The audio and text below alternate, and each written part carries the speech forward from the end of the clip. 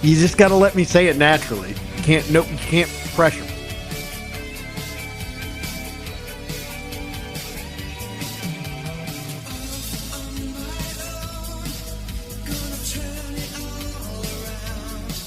Oh, wait.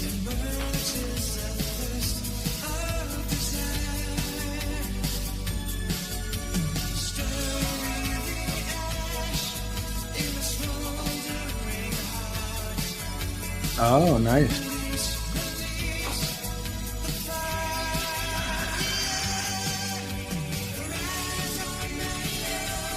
Daniel lives for that moment. Lives for it. Every Sunday, Tuesday, and Thursday. Live for that moment because we are your Geaux Team. We are live, ladies and gentlemen. Your Geaux Team, always on time, or you don't pay a dime to watch us. Am I right, Mr. Zombie Bob? 100%. I am Daniel, your moderator. That is your moderator extraordinaire on the, or let's go the other way. Down the river tonight, Sporting America, as always. Some would call him Captain America. We call him Mr. Excitement. Mr. Chip, how are you doing this evening? Doing good, man. Had a long weekend. Long weekend. Long weekend? Wait, let's go back. Good long weekend, though. This is what should have been there for you, Chip. I'm sorry. And on the other side of the transatlantic cable, as his mom on Mother's Day is so patiently waiting for his appearance. You know, she watches every night because she's so proud of her eldest son. On the other side of the transatlantic cable, the man, the myth, the legend, Mr. Zombie Bob.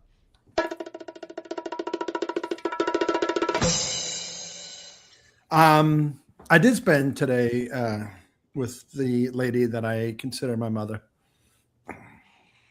Your aunt? My other stepmom, Sarita. Okay. You're not your stepmom, Not your my other stepmom, my real mom. How My exactly first is mother. she? Chip, let's, instead of asking Zombie Bob, let's ask Chip. Chip, how is Zombie Bob related to Sarita? Sarita is Rocky's stepmom, right? Essentially. Yeah. Cujo's, I mean, like, Boom. Chip knows, man. Chip's been around the block a time or two. So your stepfather divorced your birth mother. kind of dead mother. Kind of dead. She is alive. Dead birth mother, right? Dead birth mother. She is alive. Dead birth Found mother. the right woman. Found the wrong woman to find the right woman. Right. It was Rocky's stepmom. And Correct. that would be. I mean, you consider that guy a father figure too, so I'm okay with that. I refer to them as my parents. Yeah, I mean, they're better to you than your real parents. Well, an old man having, your father's just not around right now, so pour one out, for the old man. But Chip, I mean, Cujo's, well done. There's only about 3 people on this planet that could have gone through that. I've met them before. Yeah. So, but very, very well done. So we were invited to Sarita and Jarius today, and literally at like 7:20, I'm like, Julie, like, we got to bounce, babes. Like, we got to go, which is just a testament that, how comfortable we are there, how much we love and adore them, and how much fun we had. So played some, you know what we played today, Daniel? Monopoly. Pokino.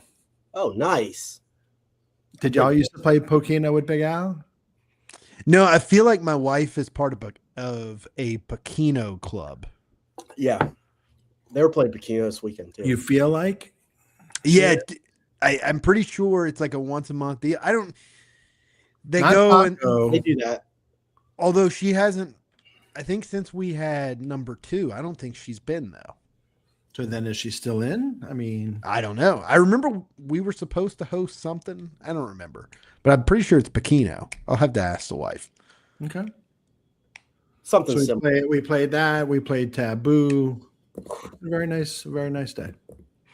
I'm introducing my young ones to board games this weekend. Zombie, Okay. would you like to guess what board game we're starting off with? Monopoly, the greatest No. board game of all Shoot time. the ladders. We have played Shoots and Ladders before, but it didn't catch on like this one caught on.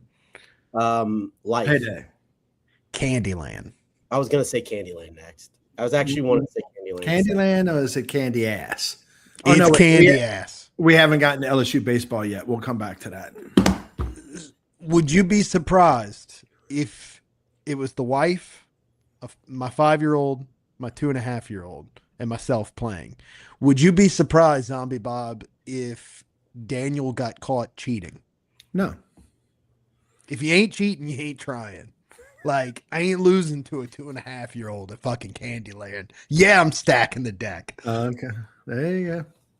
Actually, it wasn't really Bobo. It was more I didn't want to lose to Mary. Okay. But then when she found out I was cheating, she literally quit. So then I had to play the rest of the game with the two kids because they didn't know what was going on. Okay. They just knew Mama was upset. Cheating on Mother's Day against the mother of your child. That was yesterday. We played again today. I cheated on Saturday. I did not cheat today. Okay. She kept the cards this time. Okay. As well as she should from this point forward. Yeah. This point henceforth. Yeah. If every time we play Candyland from this point forward, I will not have control of the deck. I don't think my kids ever played Candyland. I don't think I've ever played Candyland. It's literally you just draw a color. And like you move, like think of the board as just like one continuous like rainbow. Mm-hmm. It's not rainbow colors. It's different colors. Well, kind of rainbow colors, but not in that order. But you just draw a color basically. And some of them are double colors. So you skip like to the next red, you skip 2 reds, vice versa. And then there's random little spots. You land on the ice cream bar. You land on the gumdrops, different shit like that. But if you get a gumdrop and you've already passed it up, you got to go back. Okay. Have you seen the movie The Election with Will Ferrell and Zach? Right. And then like one of them drew something about Candyland or Rainbow Land when they were 8 years old or 6 years old. And then that came up during the campaign, and one of the supporters, audience members, like, I won't live in Candyland or Rainbow Land, whatever the hell it was, and then they all attack each other. That's what I thought of when you're like, you draw a color and you're like, you just go around and blah. So but as usual, the social content director for the Geaux Team, Chance, wants to know. Obviously, Chance was not a big Candyland guy. He doesn't want to live in Candyland. Yeah. G Moose says we're just softening the blow for LSU baseball talk. I thought my little segue about Candyland, candy ass LSU baseball was pretty good, All right, so who's the biggest candy ass on the team then, Zombie Bob? Let's toss it to you. Chip's like, I ain't touching it with a 10-foot pole. No. Zombie Bob, who's the biggest candy ass on the team? I mean, it's pitching that's killing them. So who's the pitching coach? Nate Yeske. Who's the head coach?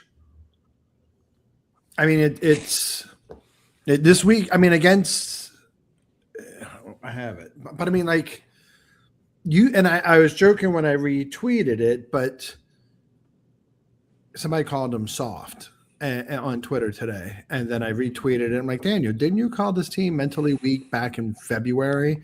And it was more. I mean, it was tongue in cheek because the season was early. We didn't really know how big the misses were, but like just the response or the lack of response, and then I saw that on Twitter this evening, like, all right, so you have yet another 30-minute conversation with your team on the field after a drubbing when they should have gotten, run ruled yesterday.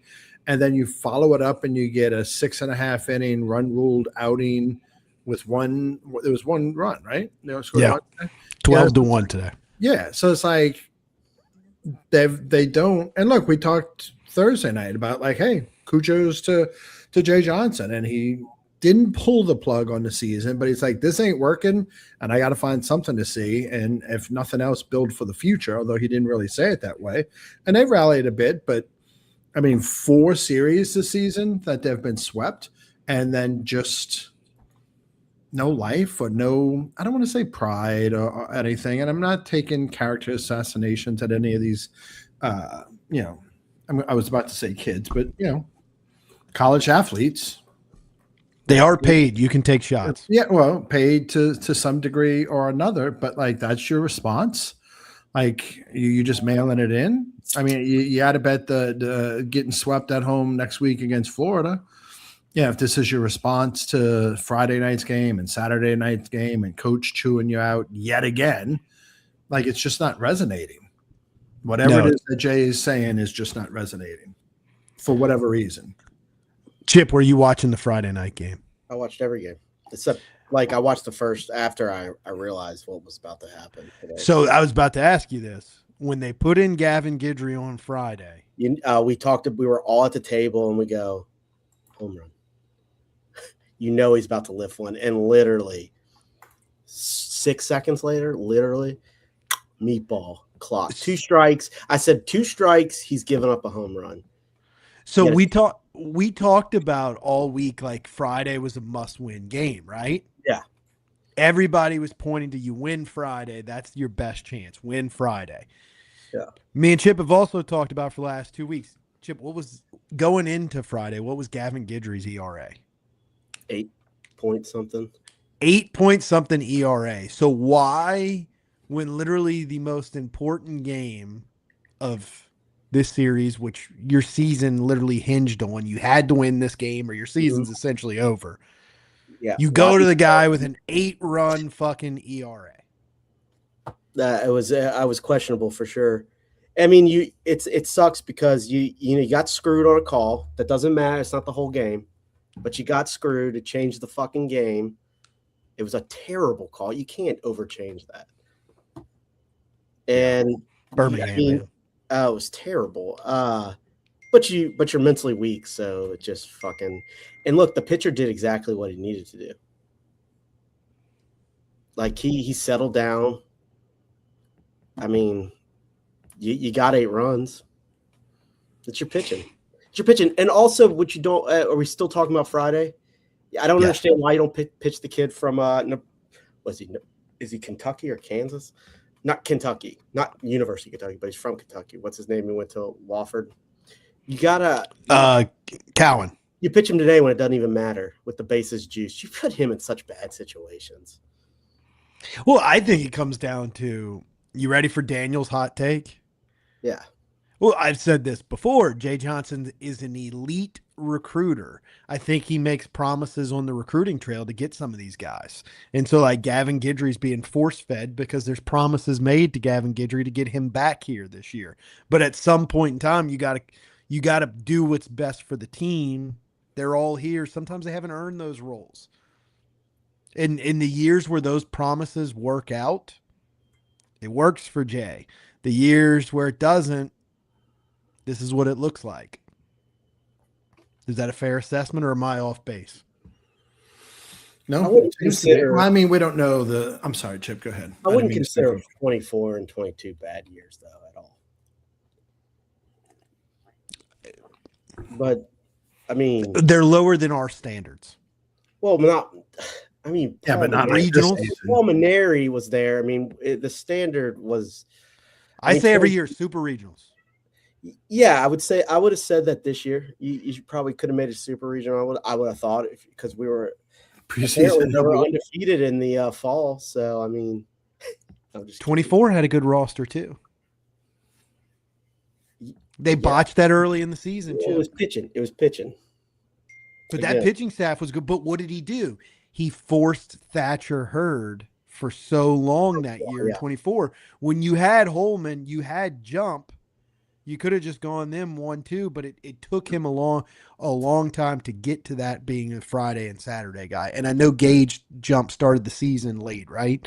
In 24, if I remember right. They had to ease him in because he was coming off of an injury. Yeah, he did. He did come along. But by SC play, he was pretty damn good. Yeah, but you were 3-12 because you were force feeding Thatcher Hurd early in that year. He was your Friday guy, and then He was your Friday guy, and you were getting shelled. Then he became the Sunday guy, and he wasn't good there. Yeah. So it's like getting Thatcher Hurd to come back, which was a big deal in 24, getting Thatcher Hurd to come back. Yeah. But when it's obvious that a guy's just not there that year, like he keeps riding the guy, keeps riding him, and that's what we saw with Gavin Guidry. And listen, everybody wants to love Gavin Guidry, but like at some point, you can still love him and not say he doesn't have it this year. I feel bad for him. He never got a chance at second or the infield. Yeah, it's not Jay's fault. He hurt his back last year. But I think maybe he would have got a shot in the field last year. He might not have played, but he probably would have got some bats under him, maybe. And maybe if he wasn't hurt, he could have batted in the fall. I don't know. He definitely lost some movement on his sinker. That's what he used to pitch so good, that nasty 90 mile per hour off speed pitch, or 88 when it would just drop. Now he's hanging them. Yeah. But we've seen the movie all season. All season.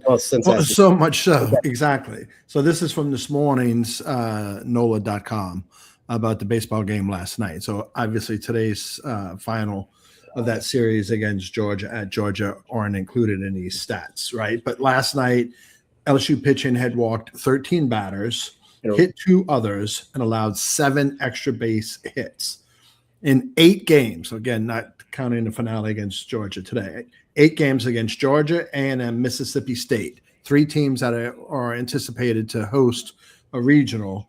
LSU pitching has allowed 72 earned runs. This is 8 games. This isn't even today when they got run ruled. 72 earned runs, 60 walks, 21 home runs in 70 innings. It's a 9.26 ERA in those 8 games. Do you remember that season that Les Miles said that this is going to be the greatest offensive line he's ever coached? I thought that was Brian Kelly. No. 2009 season, he said that. Les Miles famously said that, and then in 2009, we couldn't run the ball whatsoever. No. And so now, and they couldn't pass block, unlike the Brian Kelly offensive lines. Fast forward, what did Jay Johnson say before the season about the pitching staff? No, he didn't say that, did he? He said it was the best pitching staff, the deepest and potentially the best pitching staff he's ever had. And Zombie, think about those numbers you just read after the head coach said that. So did he set unrealistic expectations for these guys? Did he inflate their egos before the season? I think there's valid criticisms out there for a guy, I understand, who's won 2 out of the last 3 national championships and will forget more baseball than I will ever know. But I think it's okay to say that he didn't do his best coaching job this year. No, he didn't. But like his comment, like when you said, "Oh, what LSU coach said this about the offensive line?" Brian Kelly, and we talked about that when Brian Kelly said that about the offensive line going into last season. Yeah, but there's to differentiate here. Les said it's the best he's ever coached. Brian Kelly said it was going to be good. He didn't say it was the best. Right, but like we talked about, my point is like we talked about that. And we said, well, who's Brian Kelly talking to? Is he talking to the media to get to his players and pump them up, or is he really believing that? Who was Jay Johnson talking to? Was he talking to his players? But I mean, look, I don't know baseball like you guys know baseball, and but like we talked about it in tongue in cheek in February, after the Olympics and all that, and the anniversary of the Miracle on Ice. And I'm like, Jay Johnson needs to run the fuck out of these guys because they all think that they're defending national championships when they haven't done squat. So they shouldn't have gotten any big egos, from him saying to that. And it shouldn't have been rest on our laurels. It should have been, I'm going to go out there and prove Coach right. And I'm going to go out there and ball out, and I'm going to get to the big leagues next year. I'm going to get drafted next year. I'm going to do whatever it is next in your progression for your career because these guys are paid. And it's no longer amateur, student athletes, they're fucking paid. Some of them are paid very well. So, right. So who was he talking to? And if he believed it, then he should have beat the living shit out of them somehow, figuratively during the season, because they didn't perform to that. They didn't perform to their ability. And we always say, like, look, I got no problem losing to Ole Miss in September, whenever it is. Like, go out there and lose a slugfest and you play to your fucking ability. I got no problem coming up short. But when our teams that wear purple and gold do not perform to their ability, to me, that's when it sends me over the edge more than anything else. This was a preseason number one, selection, not in Baton Rouge, like nationwide, and they got swept for SEC series. Last Thursday, we were like, if they would have just gone 1-2 instead of getting swept those 3 times, like they wouldn't be in this position. But just whatever Jay's saying is not resonating. It's not sinking through, and it's either the wrong makeup of the team or whatever it is. I guess we'll have to read the book. Yeah, I think he just struggled. Whatever his motivational I keep knocking my microphone over. Whatever his motivational message is the year after a championship, he needs to go talk to Nick Saban. And because I'm pretty sure Nick Saban just dog cusses every team post-national championship and just calls them the worst thing since sliced bread. Where Jay Johnson's approach going into this year just didn't work. His message hasn't resonated from day one with this team. Right. And so, like, you've coached, like high school athletes, but some of which had gone on to the next level. But, like, have you been in a situation where your tried and true motivational approach didn't resonate with a particular O-line and you had to switch gears, into fall camp or maybe even into the season? It's not easy to do. My favorite coaching story is the head coach that I worked for was maniacal. And every time we played a lesser opponent, so I'll pick on Fountain High. Sorry for anybody who went to Fountain High. When I was coaching, Fountain High was just awful. Sure. Who was their head coach, Zombie Mike? Coach Mike Mathern, Brother Martin. Yeah, they were just awful. And so we knew we were going to beat them. We knew we were going to beat them by 30 plus. It was just a matter of how much. And so that week, the head coach would say on Monday morning, he would get all the coaches together and he'd be like, I don't care what they do. It's fucking wrong. Telling the kids, because they knew that we were going to win. Right. And so you don't want him to just go through the motions of practice. So those would be the weeks that he would just go off even more than normal. And just everything that a kid could do at practice was just fucking god awful. It didn't matter. Monday was just a scream fest. And then it was usually on those weeks, it was Monday was the worst practice of the year. Tuesday, we would tell them they were a little bit better than Monday, but by Wednesday was a great practice. And so mentally, you were just playing games with them. Right. You had to get a reset. You just found something like coaching technique on the offensive line. You can always find something. The hand's in the wrong place. Maybe their steps are good, but maybe the right hand's in the wrong place. Maybe the left hand's in the wrong place, and you just dog cuss them for whatever it was. So sometimes you have to play games with people and kids, specifically young athletes, and egos can get too high. People can rest on their laurels, and you just got to tear them down. And that's why you get paid. These college coaches get paid so much, and so much of baseball is mental. And I think I've always said that's why Skip Bertman was the greatest coach of all time, because he was the best motivator of all time, specifically when LSU got in the postseason. Mm-hmm. Yeah, you break them down and build them back up. Yeah. There's so many stories about him going to the mound with a guy and be like, listen, it's not your fault. I recruited you. It's my fault. You shouldn't be here. Had Skip Bertman telling guys at the mound. Right. Ronnie Rance tells that story, right, Chip? Not Ronnie Rance. It was Bird. Yeah, these are guys that end up going on playing in the big leagues. Right. He goes out there. He's like, listen, it's not your fault. It's my fault. I shouldn't have recruited you here. Right. But like as a competitor, I mean, you can't swing at your coach, but you almost want to, on the mound when your head coach comes out there and tell you that, like, oh yeah, well, watch this, motherfucker. Yeah. You ever seen like Augie Garrido?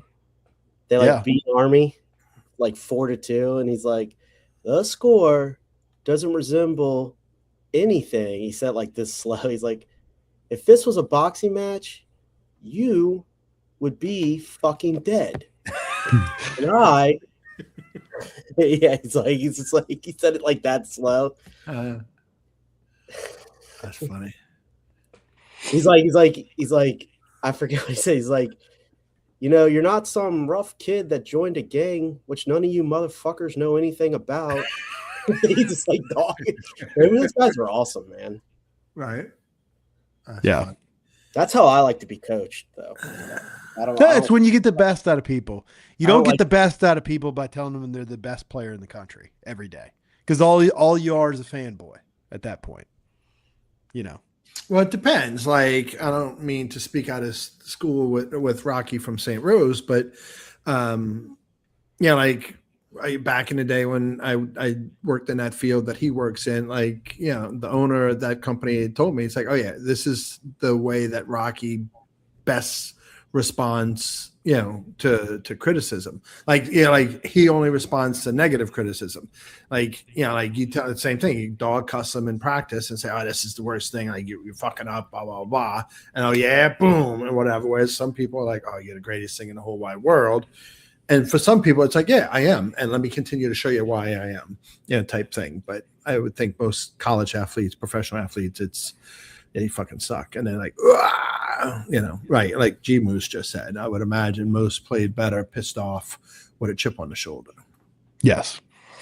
And Durange says, I thought Jay and Skip were tight. Like Skip is his mentor. They are by all accounts. They're like best friends, right, Chip?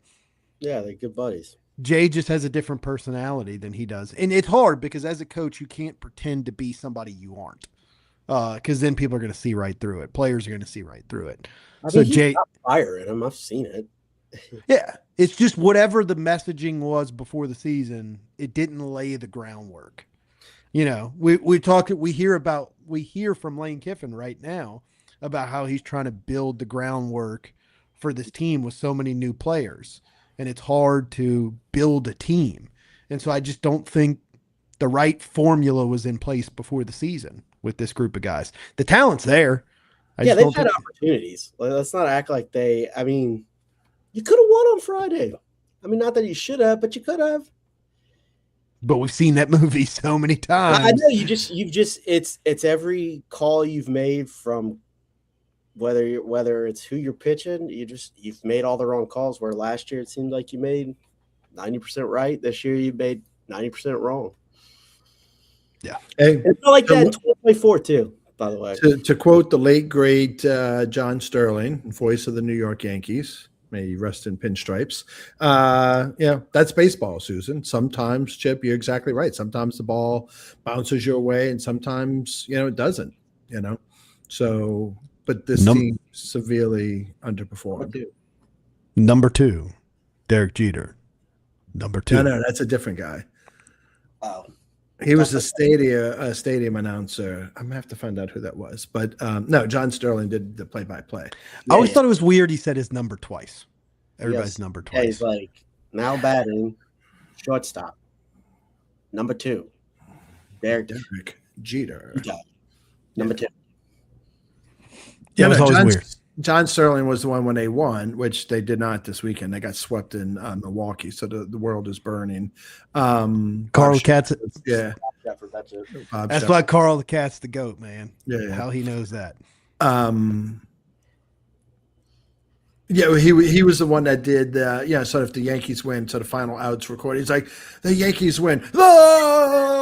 The Yankees win. Yeah, and that was his Oh, I know that guy. I remember him from the MLB The Show game. Yeah. G Moose says, well, next week definitely won't be the most important series of the season. Can we get a confirmation on that, Zombie Bob? 100%. Like, the autopsy is done, man. Like, but what about the following weekend for the SEC tournament? Are we going to talk ourselves into a run? No. It's dead. Again, Seattle flu. It's dead. It's dead. Yeah, like who just won Golden Tempo? Won the Kentucky, but they're not the Kentucky Derby, but they're not running the. Yeah, what the fuck's Preakness. up with that, man? Fucking money. Yeah, like you're the. Are we just soft nowadays, Chip? Yes. Do you want me to? Yeah, please. White Chip, women. tell us what's wrong with that, because that pisses me off. White women. Is it a woman that owns? It's a trainer, first Kentucky Derby winner to win. Wouldn't you want to try to get a triple crown? If you think you're not going to win the triple crown, or you better just to have a Kentucky Derby winner instead of going. Yeah. We'll never go 1-0 instead of going 1-1. We'll never have we'll never have a triple crown winner because women have now taken over. White women have taken over horse racing. Wait, let's see. Penny Chittery, right? Penny Chittery. Yeah. She fucking ran Secretariat's ass. She had balls. She had balls. They don't make them like Penny anymore. They don't make them like Penny. Shout out, baby. Shout out. Harvey W. did nothing wrong. Says repeal the 19th. And I wonder who that could be. G Moose with Mrs. G Moose watching says repeal the 19th on the Mother's Day. Let's go back to the legal disclaimer. Well, can I tell the story from Friday? Yeah. So I had an employee that told me something. He's like, "Oh, I'm sorry to be inappropriate." I'm like, "Listen, I'm the guy who has a podcast that talks about how white women have stolen Cinco de Mayo. Like, I'm inappropriate as well." Now, this gentleman who works for me happens to be a gay man, and he was dying laughing, and he agreed with our points about how white women have stolen a lot of holidays. He said, "Don't forget, they've also stolen Gay Pride Day." Yep, it's all a bunch of white women. This is coming from a gay man, not me. You gotta sift through the gays at the New Orleans Gay Pride Parade. You're like, let's see the white women and find the gay men. Like, you're just like, yeah. And on that note, let's go to a word from our sponsor. If Dickies, home of the Angry Capri. If you sweat and swear for a living, do so in your Angry Capris. Made by Dickies, hard work, no excuses. Dickies delivers. And what's the inseam on that, Daniel? That is a 15-inch inseam. Even if you're a husky guy like our man right here, what's this guy in this picture's name? Angry Capri. That's not Angry. Angry Capri got sent a picture of this promo. He said that's not me. I said this is the common man. A little bit of Dusty Rhodes action. He laughed. So the Angry Capri approves of this message. And use promo code the team to get those Angry Capris for $14. And no, it's I want my Angry Capris. Oh. Well, no, that's if you hashtag. That's a giveaway. If you that's the giveaway. Promo code the team, or the promo code Chip. How are you feeling me on this? Repeal the 19th. Oh fuck. Yeah, you're the one who needs the legal disclaimer tonight, Tom. I thought that was funny. Shit, man. What were we talking about? About Brother Martin's best and finest, Easton Royal. Did he commit or recommit to Texas this weekend? I was a little confused about his tweet or Instagram post. I'm sorry, I got something in my eye. I would say it's probably for attention, right? Well, they had the state track championships, I'm assuming, at LSU this weekend. He ran a 10.1 in the 100s and 20.6 or 8 or something in the 200s, this, that, and the other. And he's standing in front of the LSU sign in an LSU hoodie, boom. And then today it's like, oh, yeah, I'm going to Texas, whatever. But he has an official visit to LSU coming up at the end of the month. As Shea Dixon always says, the actions speak louder than their words. Right. Is he going to LSU this week, whenever, for an official visit? I guess end of the week, end of the month. Then he's considering it. Go back to the running back. Why am I drawing a blank on his name? Which one? Our 5-star running back from last year. Why am I drawing a blank right now? Harlem Berry? Harlem Berry. Jesus Christ. I don't know why I wanted to It's say the Harvey dementia. something. The Harvey dementia Williams, thing. the old I was sitting man's there like favorite. Harvey. You're talking about Harvey when they're Weinstein was on my mind, I guess. And like I thought he was Harvey Williams did nothing wrong. That's not who he was talking about? no. But anyway, Harlan Berry never took a visit anywhere else. Their actions speak louder than their words. If Easton Royal's still taking multiple visits to LSU, he's interested, no matter where he's committed. Yeah, who was the wide receiver last year that committed that? Your ex fought us over, Daniel? DK Moore, or was that the year before? No. The year before, the guy who committed, he ended up. He was at. He also said he was committed to LSU again, and then decommitted like a week later and went to Tennessee. Oh yeah, the kid from Mississippi. Yeah. But there Didn't have the chest. Tristan Keys. Yeah, Keys. Yeah, as Chance said in the chat. I knew he was never coming here from the start. Like, I don't care. He's not coming here. Well, yeah, when my ex was on this podcast fighting with us about that. Former host of the Geaux Team. There's a few. Was he a host? Former guest. Guest host? Contributor. Former contributor to the Geaux Team. You got to use the right nomenclature there, Daniel. That is correct. But yes, maybe he posted a little too much LSU stuff that Texas got on him a little bit. Could be. And so then he could have just done it for the attention. Oh, I'm going to tweet a bunch of LSU stuff today and then followed up with Texas stuff tomorrow and get those engagements drive that price up. Yeah. So You remember, they're all run by agencies now. that is true. Jordan Arsenault. That's who the agent is for most of these guys. Mm-hmm. Do you remember who that is, Zombie? No, tell me again. He worked for Brian Kelly. He was like in the recruiting department at LSU. And so he left and started his own agency. Not a bad gig. Must be pretty good. And so one of those sketchy characters that would just be perfect for that job. Mm-hmm.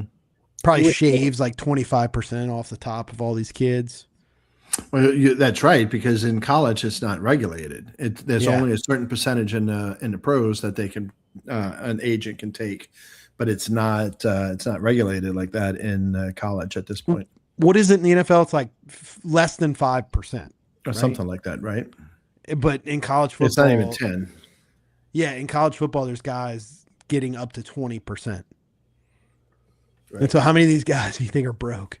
Speaking of which, how about Whit Weeks and Sam Levitt being in Turks and Caicos this week? Sam Levitt, a.k.a. Joey B? As Lane Kiffin called him. Yeah, right. Speaking of Joey B, we got to put a narrative to bed here. Okay. You know, Chip is always saying that Joey B never comes back to Baton Rouge. He was in Baton Rouge this weekend for his fundraiser, for his foundation. That's correct. Well, but Chip's point was he's not been on the sidelines or on the field before a game. Correct. Even though he's been injured and available multiple times to go back to Tiger Stadium. I'm not building a statue for him until he does. Why have we not built the fucking statue? Why is his number not officially retired? Like, that shit pisses me off. Now you just triggered the fucking.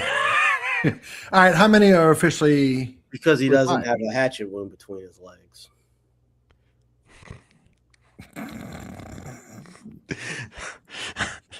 I can't. I don't know how to come back from that, Zombie. Like, you got to say something after that. How am I supposed to respond to that? So how many LSU numbers are retired in football? 4. Is that right? Tommy 20, Casanova, Billy Cannon, 9, and Tommy Casanova, which was what, 30? Well, 9's not officially retired. They just don't give it to anybody. So that means, those are the numbers they don't give out. Yeah. What number was Casanova? 37? 37. Isn't 21? Stovall's up there on the Ring of Honor. Yeah, we have a 20. We give out 21 though. 37 we give out too. Yeah, it's weird. So 20's the only one retired then? But like, why is The number that they don't 95? give out. The only 3 they don't give out is 29 and 5. 25 and 9. Yeah. Yeah, G Moose, he caught 5 touchdowns in one game. The kicker kicked 10 extra points, just 11. so you know. 11. Yeah. 12. 13. What? Why did the Saints still give out number 57? I hate that. You know what I hate is when the NFL players go and ask retired players, can I have your jersey? Yeah, but what are you giving me? Am I getting a percentage of the sales? Yeah, like sometimes I don't know what those deals were. Sometimes,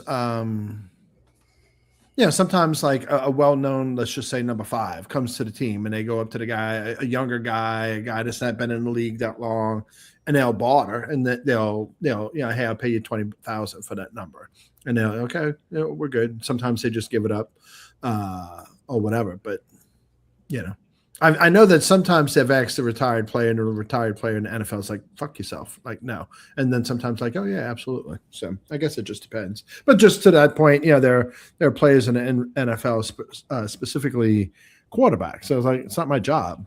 It's not my job to train these little motherfuckers how to be an NFL quarterback. Like, go fuck themselves. So I guess it just depends. Chance says they retired Charles Alexander's jersey, but not his number. Back when that happened, me and Zombie Bob had a spirited debate about that. I felt that by retiring his jersey, oh man, my take might be triggering here. You lowered the bar too much with Charles Alexander, man. But okay, so Leonard At Fournette's that better. point. Leonard Fournette's better. Is he? Kevin Falk's better. Kevin Falk's a goat. Yeah, and so like you've lowered the bar so much, and I know that it's not just running back.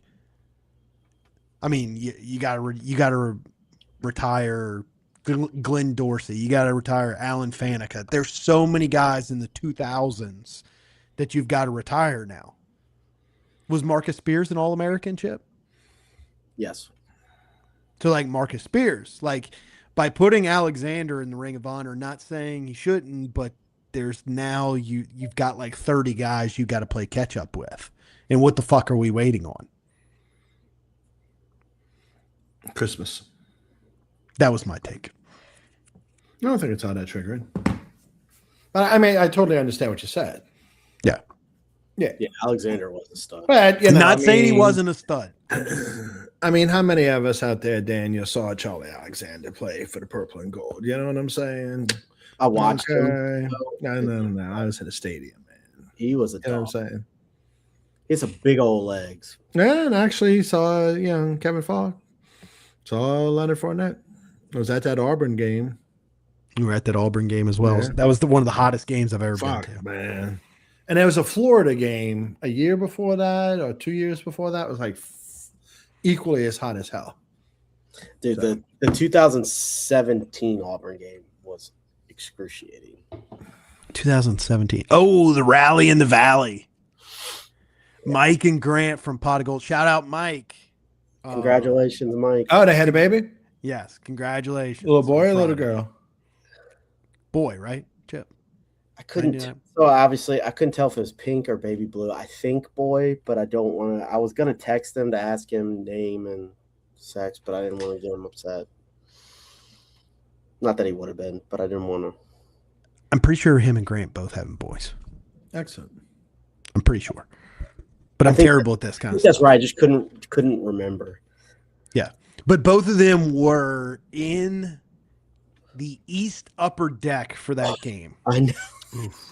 Yeah, so they were literally on the surface of the sun, and they said they had to go by like the concession stands for a couple times and like breathe because they said it was just the fucking hottest day of their lives. But somehow they stayed and they made it through the end of that game.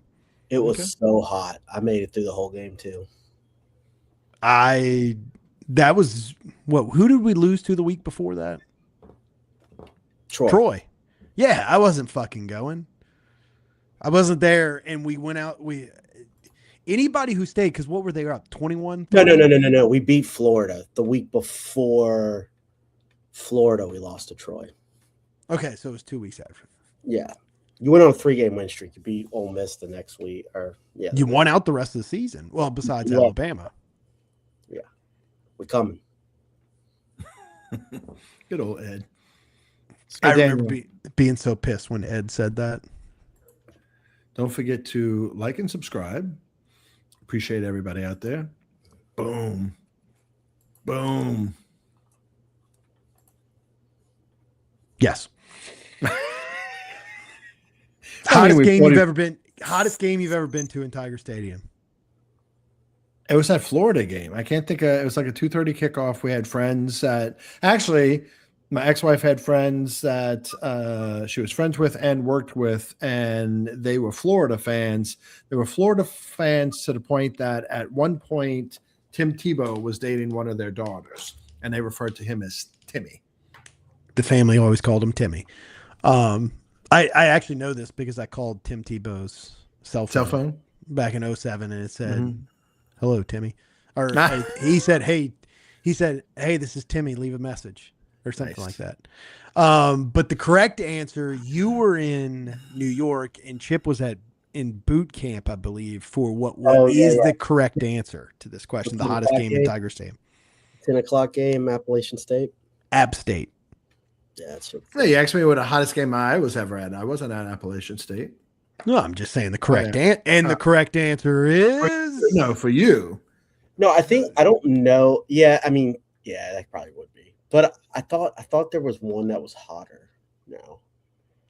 If Carl the Cat's still in there, I want Carl the Cat to tell me. I think on the field, that Auburn game in 2015 was excruciating. The thing was you and I weren't in the sun for that game. No, the thing about that Auburn game in 15, Chip, I don't know if you remember this, but we were in the south end zone where we were in the sun for like 30 minutes, but then we were out of the sun, but then you'd go back in the sun and it was demoralizing. Yeah. And you're like, oh my God, like there's the shadows over there. We got like another 40 minutes before we're back in the shadows.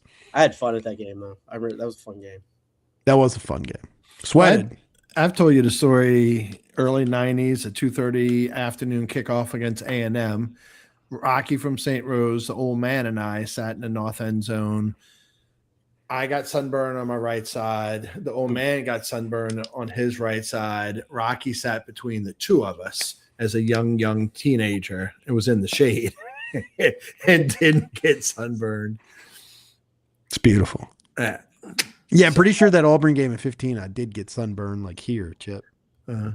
Like just this one side. I remember those in the north end zone tickets. I definitely got sunburned on the right side a few times. All right. When we had, I'm sorry, Chip. Utah State was pretty hot in 2019. Ooh, that one was rough too. And then there was a Mississippi State game in 1996 after it rained at 11 o'clock or 11:30. Because you know how you're like a kid when you're like 11, 12 and like the heat just doesn't bother you as much? Yeah. That game in 96, I remember the first time ever being like, man, it's fucking hot. Because I was like 11 if it was 96. I might have been 10. I might not have been 11. There's a lot of Mississippi State hot games because there was like 5 of them that were at 11. 04. 4 and 6. Yeah. 04 because I remember the Marcus Spears interception return for a touchdown.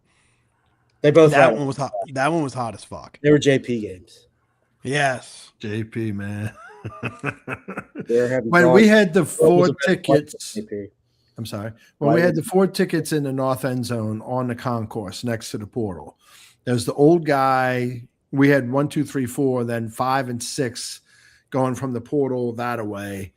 There was that old guy that had those 2 seats. Was his name Clarence? See, those later years, it was somebody else. But he was there for the 2015 game against Auburn. And I had my friend / attorney / not no more, Georgia, was with me, big Auburn fan. And he got in her face when Fournette scored that second touchdown in the north end zone. And he flipped the guy on his way to the end zone. Like, I thought it was Clarence, but it was something like that. And he came over and got in her face, and then she blew up and like disappeared, left the stadium, and I didn't see her until we got back to the car after the game. Chip, what about the time in 2018 I celebrated an interception against Georgia? Oh yeah, I remember that. There was It was a pick. It looked like it hit the ground, but you were like, no, he got it. You were just being. I was a few joke. drinks in, and it was 2018. We're playing Georgia. We end up beating the shit out of them, but the game was still in doubt, right, Chip? Yeah, I mean, because Georgia was good, so you're expecting them to. Yeah, like it wasn't over at that. It was third quarter. Yeah, it was the third quarter. Was it Christian Fulton? Yeah, Fulton picked it off the ground. So it's one of those like diving. Kind of stripped it. Yeah, it was like one of these diving interceptions. And Zombie, I'll never forget, like, I'm tipsy. Like, I'm a few drinks in. And it's the way he got up. Mm-hmm. Like, nobody in the stadium thought he intercepted the ball. But the way he got up, it was like a pure reaction that, like, I just intercepted that. Uh-huh. And, like, trying to show it to the referees. And I'm like, interception, because I'm like feeling myself at this point. I'm like, interception. And Chip's like, did you see it? I'm like, interception. He's like, but did you see it? I'm like, interception. And then afterwards, Chip was like, how the fuck did you know that? And I was like, I had no fucking clue. Manifestation. Yeah, it was just one of those things based on his reaction. Fulton's reaction was like, I fucking like he got up so excited, like I intercepted that, like trying to prove it to the ref. Uh-huh. Right. And I was watching his reaction. Uh-huh. But like everybody else is watching like the Jumbotron, and I'm just like, interception, we got it. Or I think that's what I was saying, Chip, wasn't it? We got it. Yeah, you're like in the middle of the walkway. You sound like the old man. Yeah, I'm like in the middle of the concourse. I'm like, we got it. We got it. And it's like literally like hair off the turf. Like, it's so close. It was a pick. Yeah. So technically Daniel did intercept that pass. Yes. And then I was talking shit to some Georgia fan who was standing in a portal. You remember that, Chip? No, he came in he like bumped into us, and he was like barking at us or something stupid. Yeah. But he did nothing wrong. We were being assholes. Retire everybody's number. Retire Christian Fulton's number. Pick the ball off. 22. Well, my favorite thing about that was 22. My favorite thing about those 4 seats in the north end zone on the concourse right there was just being an ass. Channeling the old man, because everybody would come out of the portal to take a picture when a team ran on the field, when they came off the field before pregame, the band and all. And I'd be like, hey, move your ass. Those ain't your seats. And they'd be like, turn around and look at you. I'm like, it's not your seat. Move your ass. And then, like getting into not fights, but like, I'll call the fucking portal. Yeah, I'll go to the state trooper right there. These are my seats. You don't belong there. Move your ass. Go to your seat. Bye-bye. I got an Alabama fan kicked out in 2018 Alabama. There you go. Because she was being those motherfuckers. She was being obnoxious. She was so fucking obnoxious. Yeah. She only knew one player on the team. It was the quarterback. She only knew Tua. It was fucking terrible. Like, we were getting our ass kicked. She wouldn't shut the fuck up. And then somebody realized, like, she didn't have a ticket. Yeah, she was, like, sitting in there. She was sitting in somebody's lap. LSU fan's lap. And so, like, fuck that dude, by the way, for having an annoying chick next to you. We didn't say anything to us. We're like, get your fucking lady out of here. Yeah. And I'm like, you don't have a ticket? I'm like, we're losing fucking 29-0 or whatever it is at that point in the game. We were like, it wasn't that bad at that point, but it was. We weren't. It was over because we couldn't move the ball. Yeah, we didn't have Devin White. We couldn't. We didn't. Yeah, that was the game. We didn't have Devin White. But I literally went to that was the height of that. That was the height of the hatred. Yeah, I went to one of the portal officers or whatever and was like, she doesn't have a ticket. She doesn't have a ticket right here, and she's pissing everybody off. And she just fucking got up and left before she got kicked out. Oh, really? Yeah. And see, the good thing about Angry Capri was he knew all those troopers right there that worked the portal and the ushers. He would have been Yeah, so best like- friends with the Alabama chick, though. He'd have been like, I like this shirt. Yeah, he'd have been sucking her toes or some shit. Angry Capri, I don't think you listen if I'm on, but if you do listen to this at some point, just let the record reflect that I was giving you your props. I'm like, hey, he knew everybody now. Then, yeah, the other two went crazy and off the rails. Good segue. If you sweat and swear for a living, do so in your Angry Capris by Dickies. Hard work, no excuses. Dickies delivers. And while you're wearing your Angry Capris, please remember to like and subscribe. Like and subscribe. Like and subscribe. But yes, A perfect Mother's Day present would have been a subscription to the Geaux Team. we need to check out the updated image that Harvey did nothing wrong. Not on Mother's Day. Speaking of which, I we were rained in this weekend, right? Today was So- beautiful. Today was better. We got some things done today. But I'm talking yesterday. I should segue this. Yesterday, we're rained in. I decided to watch a movie that I don't think I've ever watched in my life. What is the top 5 movie of all time? Oh, you're not going to guess, but one of the top 5 movies of all time. I decided, you know what? I'm going to fucking watch it. All right, but clarify that. Top 5 all time and what? Yeah, what makes Second highest, maybe the highest grossing all time if it's adjusted. So how recent was it? It ain't fucking recent, man. Was it in black and white? It was not in black and white, but was it the first in color? The Wizard of Oz? The version I watched was not in black and white. Maybe it's been. Oh, updated. you're talking about the Civil War one. Gone with the Wind Going with the Wind. Oh, you watched it in its entirety?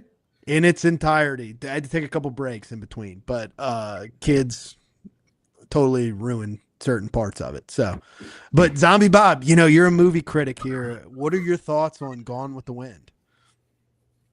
I remember our grandparents telling me back in the day, you were still in Baghdad.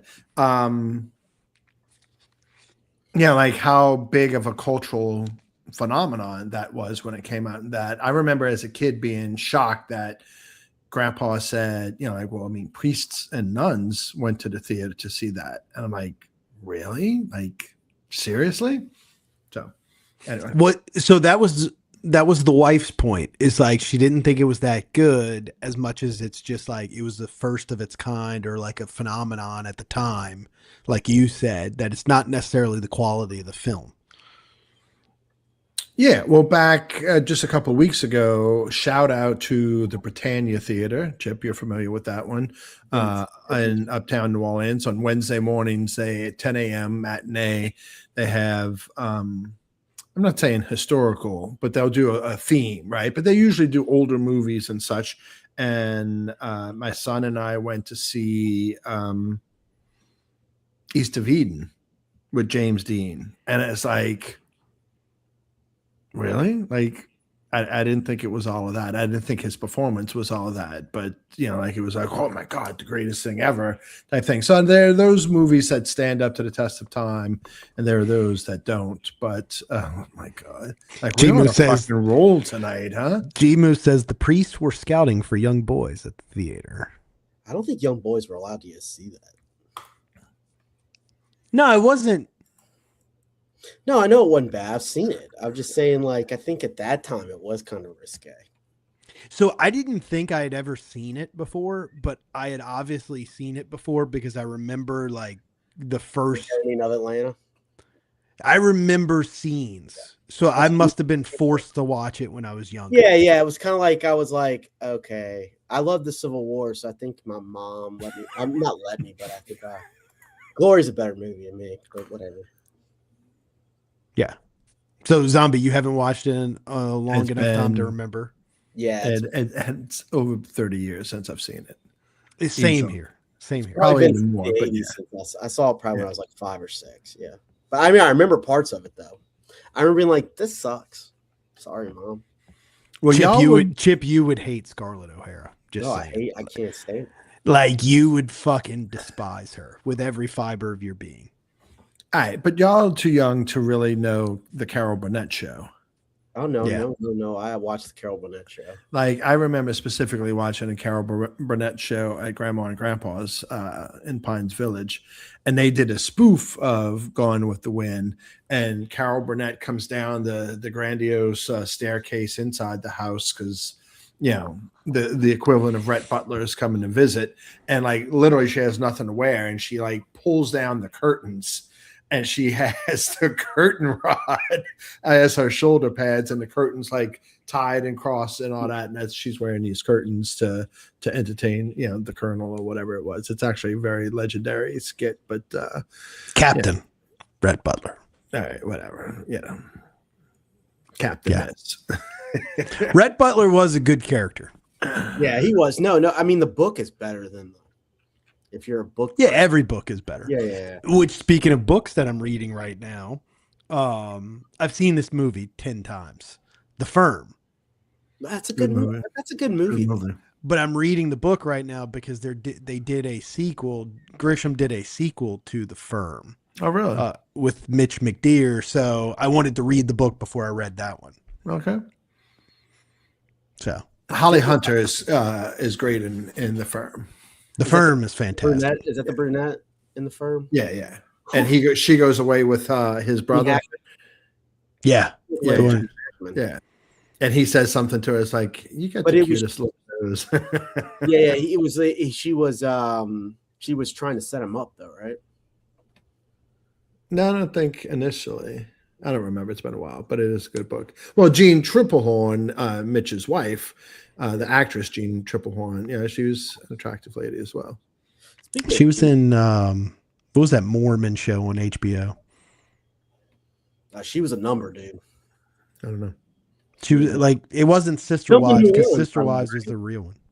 Filmed in New Orleans? Firm? Filmed in New Orleans? A little bit? Maybe. Well, the Pelican Brief was with Denzel and Julia Roberts. It's mostly in Memphis. There might be a scene or two because every Grisham book has a scene or two in New Orleans. Right. There was a couple those years back in the vampire Interview with the Vampire and all that. There were a couple filmed in New Orleans those years. I think you're thinking of the Pelican Brief because I might be mixing those up, but I've seen The Firm, obviously. You know what the best book of all of them was The Client. Client's a good movie too. I've never seen that actual movie. That was the lowest rated of the Grisham movies. Movies. Yeah. Was the Client the one with the boy? Yeah, the one with the boy. Yeah. Witnessed the murder. Yeah, that was a great movie. Well, the first one was the first book he wrote was A Time to Kill. He couldn't sell it. Like, he was giving it away out of the trunk of his car. And we didn't read that because I was with my stepdad today. Back in the day, he would read, 2, 3, 4 books at a time. And the rest of us would look and watch to see. Like, if he devoured that book in like a night or two, oh, that's a good book. We got to read it next. And it took him about a week to read Time to Kill. I'm like, I ain't reading that shit because it's obviously not good because Jerry took a week to read that thing. So I actually want to say that's his second book. But either way, it was before he was in, because I'm a Grisham fanatic. He wrote A Time to Kill before he wrote The Firm. Yes. I think The Firm is like 4th or 5th. I think the Pelican Brief is his first one. I'm going to go on a limb, say Pelican Brief is the first one. John Grisham's first book is A Time to Kill, published in June 1989. It's a great. Another good movie. I can watch that a lot. His second book was The Firm, because like literally he couldn't. He was literally giving it away out of the back of his trunk, the trunk of his car, and then The Firm hit, and then boom. That's because The Firm's movie came out before Time to Kill's movie. Yeah, The Firm put him, made him boom, And then he had a series of like 4 movies every time he put out a book. Right. Still, I think The Client was the best one. Okay. Because the kid witnesses the murder, but it wasn't a murder. He witnesses a suicide of an attorney who is the attorney for the mob in New Orleans, Barry the Blade Maldonado or something like that. And so the kid knows, like, if I rat out, like, I'm dead. Right. Yeah, I'm dead. And so, like, this kid's like a street smart kid. And so the whole thing is, how do you protect the client from, because if he admits to the crime or he admits to what he saw, then he's going to end up dead. Right. So that's why it was a good book. Well, we'll pick a John Grisham book to have for our book club podcast this summer. The Firm. I know it happens, but it's still, I've been devouring it. Right. There's more to it in the actual book, obviously. Yeah, sure. But Gene Hackman was great in the movie. Oh yeah. So that movie was fantastic. Oh no. 100%. So, all right. What else? We got anything else? Well, I mean, the Saints had rookie minicamp, but were we talking? We were supposed to have Max on tonight. We were supposed to. Yeah. I didn't reach out. I was thinking about that like 30 minutes ago. There wasn't that much. Jordan Tyson participated Friday, had a maintenance day yesterday. Some people would be like, oh, we shouldn't have drafted him because he had that hamstring and the injury before that. But be smart about it. Because the opposite would have been true. If you ran him yesterday and he tweaked the hamstring, everybody would have been like, what are you doing? Why are you running him? You know that he's got a hamstring. Why has he got to be doing all this shit in rookie minicamp? But I forgot to tell you, I got big news this week. Big week going ahead. We got T-ball playoffs this week. Well, I mean, come on. Who's not in the playoffs that were in the league? Everybody makes the playoffs. Yeah, okay. That's not big news then. Tell me when you win. You got a tough draw? We can win game one. Okay. It's a 16-17 game, week one. Okay. Which is tomorrow night. Then Tuesday, if we win, because I think we're the 16. If we win, that means we play the 1 seed. Ooh. And they have max runned. They have scored.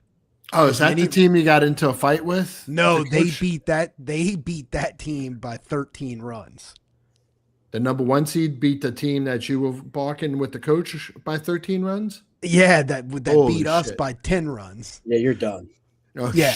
No. Listen, they have max scored because you can only score 7 runs every inning. They have max scored in every inning this season except for 2. It's pretty impressive. That is impressive. I want to play them just to see how they do it. Do they just have a bunch of kids? Because you haven't played them? No, we haven't played them. Okay. Because there's like 24 teams in the league, something like that. It's fucking crazy. That is crazy. And yeah, parents are pissed this week because now it's usually on Friday nights. Now the playoffs are all this week, and so you have games for 5-6-year-olds at starting time at 7:50 that last an hour. Really? Yeah. So if y'all win tomorrow, you're out Tuesday night. Chip and I are going. Well, no, our game's at 5:30 on. We got a good time slot. They ain't winning. They ain't winning.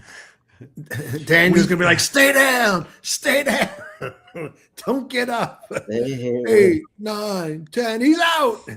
I'll tell you this: my wife is in charge of snacks for this game, and so she got a cookie cake for Monday's game in anticipation that it is the last game of the season. Okay, who's in charge for Tuesday night? I don't know. I got to talk to Rocky from St. Rose. Tuesday night, Skittles is getting his state championship ring at a banquet, and we're invited. I think it's at 6 or 6:30. 6:30. Who paid for the rings? Parents? Who paid for Skittles' ring? The parent, not the school, is what I mean. Right, it was a fundraiser. Not the booster club, not no, like the booster club, a quarterback club, or something like that. Okay, so they raised money. You donated towards that. That's what I was. I bought the ring. Yeah. And there was actually an option where you could have bought a replica, and I'm like, it's my godson, not my son, not my, okay. He was in 8th grade. No, 9th grade. He was a 9th grader. Yeah. So I'm like, I don't need to splurge for the replica. Yeah. Although some podcast hosts do that, and flash the rings, So anyway. So Saints, fine. No big injuries. Actually, they signed their entire class. The second round pick signed. Usually they've been later to sign. Shuck signed late last year because more and more of the second round picks are fully guaranteed contracts. But this tells me we need to get Max on Tuesday. Okay. Because we have no midweek game this week. Okay. Because otherwise, we got basketball recruiting we can hit on Tuesday. Let's do that. Basketball recruiting on Tuesday, Saints stuff on Tuesday. That's an agenda right there. Hopefully we'll have more commits this. We did pretty good last week, so hopefully by Tuesday we have a couple more. Yeah, hopefully we'll have a couple more. Okay. That's a plan, Stan. All right, so how was your Mother's Day, Daniel? Good. The wife wanted low key. Okay. Oh. Yeah, I texted. Wonderful. No in-law. No mom around. I texted. Mary was like, "Fuck that! I want a day for me." Okay. I texted your missus. I sent my best to her mother and her stepmother, and I texted your mother. I'll wish them a happy Mother's Day. I told my mom happy birthday. I talked to her. However, happy Mother's Day. Yeah. Yeah. Right. What did I say? Birthday. You know what I meant. Sorry. Yeah. But yeah, Mary's like, no, we're not hosting people on Mother's Day. Like, she's like, I don't want any work today. Fair. So fair. So it's nice and we'll do that Tuesday night. All right. That sounds like a plan then. How did Ghost survive the weekend, Chip? This is Gigi. How'd Gigi survive the weekend?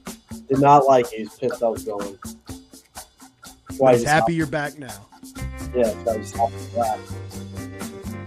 All right, well, gentlemen, only one last thing to say. And good night, Mrs. Calabash. Wherever you are. Great outro.